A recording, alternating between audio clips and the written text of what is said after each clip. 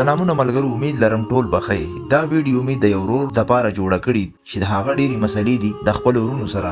د ویډیو عنوان دی د رونو عزت، خاموشي او د ژوند اصل طاقت. په ژوند کې د ټولو قیمتي رشتو کې یو رشته د رور ده.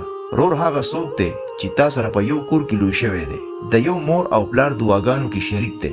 خو افسوس ډېر وخت همدا رونه د یو بل نه نفرت کوي. په کور کې همیشه د خپل ورونو عزت کوو، که هغه تا ته اهمیت درکوي او که نه، ستا رویه به همیشه ښه وي. په غوسه کې جواب مه ورکوه او بدې خبرې هم مه کوه. که ته دا احساس کوې چې ورور ستا قدر نه کوي یا ستا خبره نه اوري، نو خاموشي غوره کړه. خاموشي کمزوري نه ده، خاموشي عقلمندي ده. هیڅکله ورور ته دا احساس مه ورکوه چې ته ورسره نفرت لرې. نفرت د زړه زهر دی چې د ټولو نه زیات تا ته نقصان رسوي. یاد ولره، هغه څوک چې د هر چا سره دشمني کوي یو وخت راځي چې یوازې پاتې شي.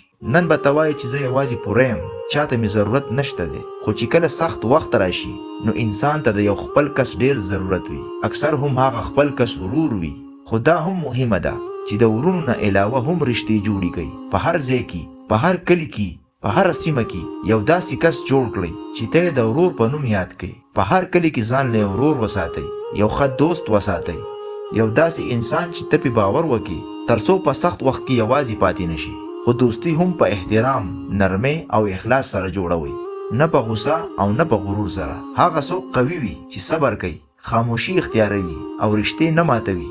ځینې وخت خاموشي ستړي جګړې ختموي او ځینې وخت غوسه د کلونو رشتې ختموي. که نن ته دا احساس کې چې ورور ستا خلاف دی یا ستا خبره نه اوري، نو صبر وکړه.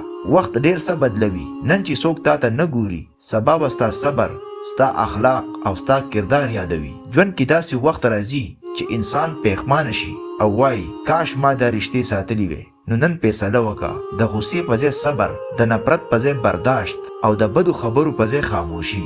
د خپل ورونو عزت کوه، ښه دوستان جوړ کړه، ځکه انسان یوازې هیڅ نه دی.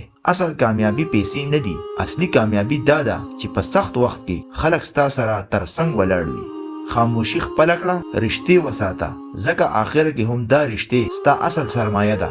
امید لرم دا ویډیو به ستاسو خوښه شوي وي او دا ویډیو ما د یو ورور د مسلې په باره کې جوړه کړې. دا خاص کر هغه ورور ته پیغام دی او نور هم داسې ملګرو دپاره چې په کور کې د ورونو عزت نه کوي.